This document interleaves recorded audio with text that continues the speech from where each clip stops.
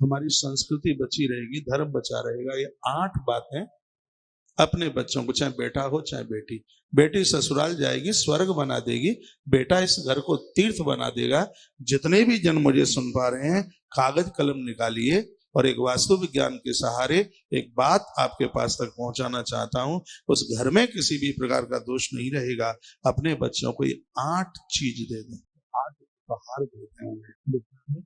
यज्ञ अध्ययन दानानि तपः सत्यम क्षमा घृणा अलोभ इत मार्गोयम धर्म्याष्ट विध स्मृतः। इसका हिंदी अनुवाद मैं आपको बता देता हूं। बच्चों को यज्ञ से जोड़िए। आप देखिए बच्चों की तरक्की, देखिए आप उत्थान, महापुरुषों की जिंदगी जिएंगे। यज्ञ करने का मतलब ये नहीं है कि आपके बच्चे बाबा बैरागी बन जाएंगे, इंसानियत आ जाएगी, प्रवृत्ति का विनाश हो जाएगा, देवीय प्रवृत्ति बन जाएगी। यज्ञ का इतना बड़ा प्रभाव है। यवनों को घुटने टिका दिए, मराठा की धरती पर जन्मा हुआ वीर शिवाजी, उसकी मां ने इस सुपुत्र को रोज यज्ञ करना सिखाया था। ये यज्ञ करता था, यजन करता था। श्री कृष्ण नंद बाबा ने यजन करना सिखाया था इसी वृंदावन की धरती पर, ब्रज की धरती पर। और श्री द्वारका में जिस दिन वो सोम यज्ञ पूरा हो रहा था, तो भरे दरबार में भगवान श्री कृष्ण की आंखें भर आई और ये कहा, आज इतना बड़ा यज्ञ हुआ है, ये मेरे नंद बाबा और मेरी माँ यशोदा की देन है, जिन्होंने छोटी सी उम्र से मुझे यज्ञ में लगाया, आहुति में लगाया। गोवर्धन को यज्ञ का रूप दिया गया। तो मुझे विश्वास है कि ये 8 बातें मैं आपके बीच में यहाँ से निवेदन कर रहा हूँ, उपहार में, वरदान में, आशीर्वाद में, ये आप अपने बच्चों को जरूर देंगे, बेटी हो चाहे बेटा। 8 पहला है यज्ञ, ये जन्म, ये वो चीजें हैं घर में दोष नहीं रहने देंगे किसी भी प्रकार का। अध्ययन में गीता जी को हर युवा में पढ़े, मेरा निवेदन है। ये जाति बिरादरी से ऊपर उठ के है गीता, ऐसी गीता है मुसलमान भी पढ़ेगा। कलाम साहब कहते थे, उन्होंने बहुत बार जिक्र किया है, गीता तो शैतानों को इंसान बनाने वाला ग्रंथ है। हाँ, गीता ऐसा अद्भुत ग्रंथ है, गीता पढ़ने वाला कोई भटकेगा नहीं कभी। अद्भुत का अर्थ होता है जो अपने दोषों को कबूल करा दे, ऐसी पढ़ाई है। उसको दूसरे शब्दों में कहते हैं स्वाध्याय। स्वाध्याय का अर्थ है ऐसा पाठन जो अपनी कमी का एहसास कराते हैं। आजकल की जो किताबें पढ़ी जाती हैं उसमें तो अपनी कमी का एहसास होता ही कहाँ है। आज की तो पढ़ाई छोड़िए, क्या होती है, छोड़े आप, क्या होता है। ऐसी फालतू की चीजें पढ़ाई जाती हैं जो कभी जिंदगी में काम में नहीं आती। हमें ऐसी बहुत चीजें पढ़ाई गई तो बिल्कुल काम में नहीं आई है हमारे में। हमें पढ़ाया गया था अलाउद्दीन खिलजी, क्या करूं उसको खोपरिया पे रख लूं, वो पढ़ाया हमें। कहा गया अकबर महान, हमें ये नहीं पढ़ाया कि महाराणा प्रताप का भाला इतना बजनीक था कि धरती पर जन्मे हुए किसी की ताकत नहीं थी कि उठा करके उसको बता दे। हमें ये नहीं पढ़ाया गया। हमें अलाउद्दीन खिलजी पढ़ाया गया, हमें अकबर पढ़ाया गया, हमें महाराणा प्रताप की वो बातें नहीं पढ़ाई गई जिसकी वजह से आज हिंदुत्व जिंदा है। हमें छत्रपति शिवाजी की वो बातें नहीं पढ़ाई गई जिससे आज हिंदुत्व जिंदा है। हमें वो समर्पण नहीं अपने वीरों का बताया गया, पता नहीं क्यों दबा करके रखा गया। हमें वो बातें पढ़ाई गई जो हमारे किसी मतलब की नहीं है। हमें सिकंदर पढ़ाया गया, ये लोग पढ़ाए, हमारी संस्कृति को दबा करके रखा गया। पता नहीं ये कौन से भेड़िए की चाल थी, बात समझ में नहीं आई। ऐसी चीजें पढ़ाई गई जो हमारे किसी काम की नहीं। हमारे जो काम की चीजें थी वो हमें कभी पढ़ाई ही नहीं गई। कभी हमें कभी उन स्कूलों में ये नहीं पढ़ाया गया कि आंख बंद करके मां गायत्री का ध्यान करके यदि ये तुम भोजन करोगे तो मुंह में जाने वाला कौर एक आहुति का रूप धारण ले लेगा। ये नहीं पढ़ाया गया हमें। हमें महात्मा अगस्त की बात नहीं पढ़ाई गई। हमें नहीं पढ़ाई गई गुरुदेव वशिष्ठ की योग रामायण की वो बातें जिसमें कहा गया था कोटि जन्म समुत्थेन राम संसार वासना। ये वासना करोड़ों जन्मों की प्रभु स्मरण के बिना कभी समाप्त नहीं होगी। ये बातें नहीं पढ़ाई गई हमें। यदि ये बातें आज पढ़ाई गई होती तो ये वासना का वो दौर नहीं दौड़ता जिससे आज देश गुजर रहा है। बहुत स्थिति खराब है, इतनी खराब है कि इस समय सोचने के लायक बात हो गई है, विचार करना पड़ेगा, ऐसी स्थिति हो गई है। मैं आप सब माई बाप को मैं प्रार्थना करना चाहूंगा। बाप उसे कहते हैं जो हमारा ख्याल रखता है, माँ उसे कहते हैं जो स्वयं भूखी रहकर हमारे पेट का ध्यान रखती है, उसे माँ कहते हैं। तो मैं आप सबको यह प्रार्थना करना चाहूंगा, मेरा निवेदन है, मेरा आग्रह है, ये 8 चीजें अपनी संतान को दे दें, चाहे बेटा हो चाहे बेटी। पहला यज्ञ, दूसरा स्वाध्याय, दूसरे शब्दों में जिसको अध्ययन कह सकते हैं। और पुस्तकीय ज्ञान किताबें आप पढ़ते हैं, ठीक है, बहुत अच्छी बात है, लेकिन ये जरूर पढ़िए, इसके बिना गुजारा नहीं है। और बढ़िया सफल जीवन जीने के लिए यही अध्याय काम में आएंगे। मैंने बहुत आदर किया है साइंस का, मैंने बहुत आदर किया है उस गणित का जो मेरी पढ़ाई रही है, लेकिन इस सब पढ़ाई के साथ साथ जो आज मैं भारत के विश्वविद्यालय में पढ़ रहा हूं, मुझे इससे बढ़िया पढ़ाई कोई लगती नहीं है। इसलिए मैं अपने हृदय की बात, समझ लो चाहे वेदना समझ लो, आपके पास तक ये पहुंचाना चाहता हूं। युवा भारत बनेगा, अध्यात्म भारत बनेगा, और सच मानिए पारमार्थिक भारत बनेगा। ये 8 चीजें अपने बच्चों को दे दे। वृद्धावस्था में आप अनाथालयों में नहीं रहेंगे, वृद्धा अवस्था में आप वृद्धाश्रम। मुझे तो रोना आता है जिस बिल्डिंग पर मैं वृद्धाश्रम का बोर्ड लगा हुआ देख लेता हूं।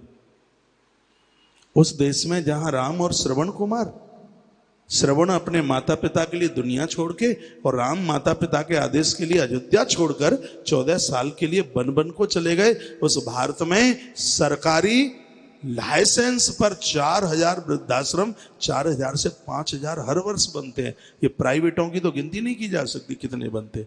उस देश में जहां हमारे उपनिषद कहते हैं मातृदेवो भव पितृदेवो भव, माता पिता को घर से बाहर निकालकर और घर का वास्तु दोष कोई मिटाना चाहे, लाखों रुपया खर्च कर देना, नहीं मिटेगा, नहीं मिटेगा। जिसके घर में बुजुर्ग नहीं है, जिसके घर में वृद्धों की डांट नहीं है, जिसके घर में वृद्धों की आवाज नहीं है, उस घर में मुझे तो नहीं लगता कि आनंद का सावन शायद बरसता होगा। जिन घर में ये नहीं है, ये 8 चीजें अपने बच्चों को दीजिए। टाइम तो ज्यादा हो रहा है और मैं शॉर्ट में अपनी बात को समेटने की कोशिश करूंगा। इज्जा अध्ययन दानानी, पहला है यज्ञ, दूसरा है अध्ययन, तीसरा है दानानी, देने की भावना। दान में सिर्फ रुपया पैसा ही नहीं आता, देने की भावना। आप योग्य हैं, गरीब के बच्चों को क्यों नहीं पढ़ाते? किसी को 10-5 हजार रुपया दे दोगे, यही दान है क्या? देश में गरीब बच्चे हैं, फीस नहीं भर सकते, और आपको बढ़िया नॉलेज है, 24 घंटे में से 1 घंटे की क्लास लीजिए और उन्हें योग्य बनाइए। किसी निरक्षर को योग्य बनाना, विद्या दान करना, इसका मतलब है, इसका अर्थ है 88,000 ब्राह्मणों को भोजन कराने के बराबर इसका फल है। 88,000 ब्राह्मणों को भोजन कराने के बराबर। लोग कहते हैं हमारे पास तो कुछ है नहीं, क्या दें? अरे भगवान ने आपको सब कुछ दिया, आपको योग्यता दी है। हर व्यक्ति को किसी ईश्वर ने कुछ न कुछ दिया है। जहर सबको मारता है, लेकिन जहर को भी ईश्वर ने गुण दे दिया है। सांप का जहर चढ़ जाए इतना तो इंजेक्शन जहर का ही लगता है। कुत्ता काट ले, जहर चढ़ जाए तो इंजेक्शन जहर का ही लगता है। ये गुण ईश्वर ने उसमें भी दे दिया है। ऐसा धरती पर कोई नहीं है परमात्मा ने जिसको कोई न कोई गुण ना दिया हो। आप डॉक्टर हैं, 1 घंटा उन मरीजों को देखिए जो फीस जमा नहीं कर सकते। आप टीचर्स लोग हैं, 24 घंटे में से 1 घंटा ऐसा निकालिए आप गरीब के बच्चों को पढ़ा सके, तो इसको कर्म ही नहीं पूजा। अपने कर्म को आराधना बनाइए, पूजा बनाइए।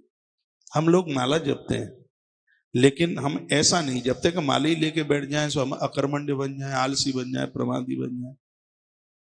हाँ, माला जपिए, भगवान का नाम लीजिए, लेकिन कुआं खोद करके पानी पीने की कोशिश कीजिए।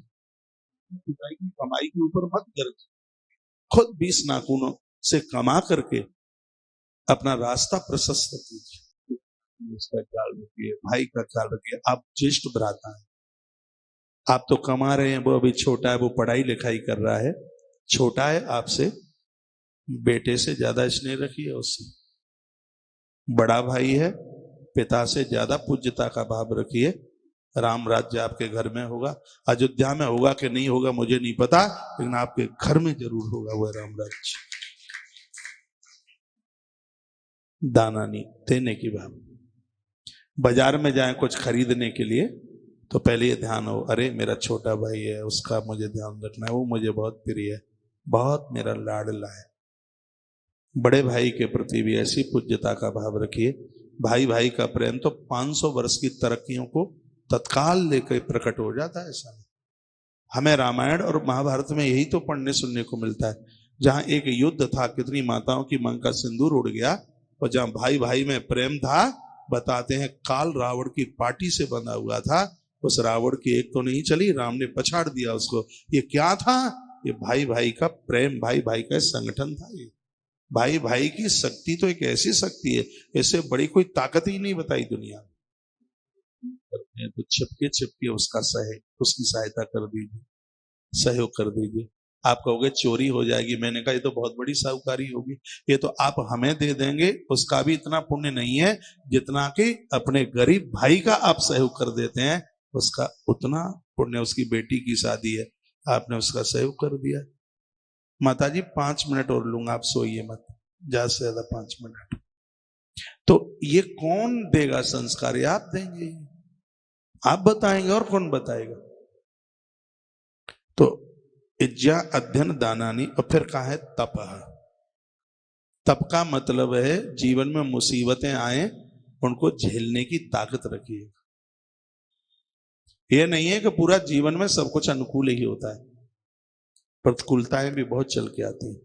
कभी इतनी दिक्कतें आती हैं और आप कभी घर की बहू पर बरसते हैं, कभी किसी के ऊपर, कभी ऐसा कहते हैं देख तू नहीं माना, ये सब घाटा नुकसान तेरी वजह से हो गया। और प्राय ऐसा कहा जाए, अब जो हुआ है तो हो गया है, सब लोग मिलकर के उसका समाधान निकालिए। सब कुछ युधिष्ठिर जुआ में हार गए, लेकिन भाइयों ने कभी ये नहीं कहा था कि भैया ये सब कुछ तुमने कर दिया, नहीं कहा। देखो सब संगठित थे, विजय मिल गई। तप का मतलब है कष्ट भी आ जाए तो उसको स्वीकार कर ले। चुनौती, तप का अर्थ यही नहीं है कि बद्रीनाथ की गुफा में बैठ जाए। तप का अर्थ है चुनौतियों को स्वीकार करना, उनका सामना करना। चढ़ती है, गिर जाती है, और आखिर में चढ़ जाती है। सत्य जिव्या पर तो हो गए ही, सत्य हमारे आचरण में भी हो। जिव्या पर तो सत्य प्राय आ जाता है, लेकिन आचरण में नहीं आता। कान किसी की चुगली बुराई सुनते हैं तो ये सत्य नहीं है। आंखें अश्लीलता देखती हैं तो ये सत्य नहीं है। वाणी चुगली किसी की करती है तो ये सत्य नहीं है। पाम गलत जगह पर जाते हैं तो ये कभी सत्य नहीं हो सकता। तो सत्य हमारी जिह्वा पर तो होवे ही, लेकिन सत्य हमारे आचरण में भी होना चाहिए। धर्म न दूसर सत्य समाना, आगम निगम पुराण पठाना। वेद और पुराणों की यह बात है, सत्य के समान दूसरा धर्म नहीं। अपने बच्चों को ये दे, दुश्मन भी आपके ऊपर विश्वास करे, कहे अरे वो आदमी कभी झूठ नहीं बोल सकता। बहुत लोगों को तो इतनी आदत होती है, बिना काम के माँ बाप जी को झूठ बोलेंगे, पत्नी को झूठ बोलेंगे, कारण नहीं है। या तो कोई ऐसा हो कि तुम्हें इंद्र का पद दिया जा रहा हो, और मुझे लगता है कि झूठ बोलने वालों को तो इंद्र का पद मिल ही नहीं सकता, कहां से मिलेगा? तो इसके ऊपर आप कंट्रोल करें, चाहे मैं हूं, आप हो, तीसरा हो, चौथा हो, कोई भी हो। उसकी वाणी का बहुत बड़ा प्रभाव पड़ता है, इतना प्रभाव पड़ता है जिसकी आवाज में सत्यता है। लोग दौड़ के आते, खिंच के आते। यह गुण बच्चों को दे दो। बहुत झूठ बोल लेते, आते कहीं से हैं, बताते कहीं का है। हाँ, ये होता है। कहां गए हैं, बक करेंगे ही नहीं, ठीक नहीं बोलेंगे। इतना बड़ा दुर्गुण है ये, इतना बड़ा दुर्गुण है, इससे बड़ा दुर्गुण क्या होगा। और ये जीवन को खत्म करने वाली चीजें हैं ये। पर सत्य होना चाहिए। 5 ज्ञानेंद्रिय, 5 कर्मेंद्रिय, 10 मन बुद्धि चित्त और अहंकार, ये 14 तत्व। 14 तत्वों को तपाने के लिए ही तो राम का 14 साल का वनवास था। ये 14 तत्वों को सत्य का कवच पहना दीजिए। आप देखें आप कितने बड़े लोग बनेंगे, कितने बड़े इंसान। मुझे तो लगेगा कि इंसान में तुम भगवान होंगे। ये 8 चीजें हैं, ये इतनी अद्भुत हैं। आपको कहीं कोई मकान की तोड़ा फोड़ी नहीं करनी पड़ेगी, कुछ करना ही नहीं पड़ेगा, सब कुछ बदल जाएगा जिसके घर में ये 8 चीजें हों। यज्ञ, हवन यानी यज्ञ, अध्ययन यानी स्वाध्याय। अध्ययन कहते हैं दूसरों के गुण देखना और अपनी कमियां देखना, लेकिन होता यह है कि हम दूसरों के दोष देखते हैं, गुण अपने देखते हैं। यही तो होता है अध्ययन। स्वाध्याय का मतलब है कमियां अपनी नजर आए और गुण दूसरों की नजर आए। 8 चीजों में ये है।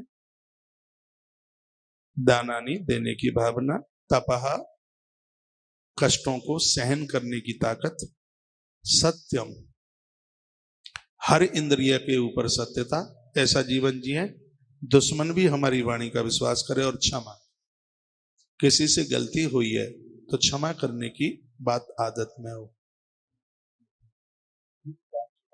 गलती का एहसास करता है, मैं उसको गलतियां भूल कर क्षमा कर देता हूं। शरण गए प्रभुताय न त्यागा, विश्वद्रोह कृत अगजे ही लाए। क्षमा बड़न को चाहिए, छोटन को तो पात, कहा रही महर को घटो सो भृगु मारी लात। गलतियां हुई हैं किसी से, क्षमा का भाव हो। और अगली बात है पापों से घृणा, व्यसनों से घृणा। ये बहुत बड़ा सूत्र है। व्यसनों से घृणा होनी चाहिए, अपराधों से, पापों से घृणा होनी चाहिए। जब तक इनसे घृणा नहीं होगी तब तक ये अपराध छूटेंगे नहीं। ये पाप थोड़ी है, महापाप है। ये तो पाप के भी बाप है। वो धर्मशास्त्र विदस होता है। माता पिता के लिए, धर्म के लिए, बहन के लिए, समाज के लिए, अच्छे कार्यों के लिए जीवन में लोभ ना हो, लोभ प्रवृत्ति ना हो, उसके लिए उदार बने। ये छोटे में बच्चों को सब चीजें आप दे देंगे तो बड़े होने पर ये बच्चे आपके लिए पूर्ण रूप से समर्पित होंगे। ये शब्द लास्ट वाला लिख लें, अलोभ। अलोभ का मतलब है अच्छे कार्यों के लिए जीवन में लोभ वृत्ति ना हो। लोभ खुद के लिए हो, दूसरों के लिए उदारता।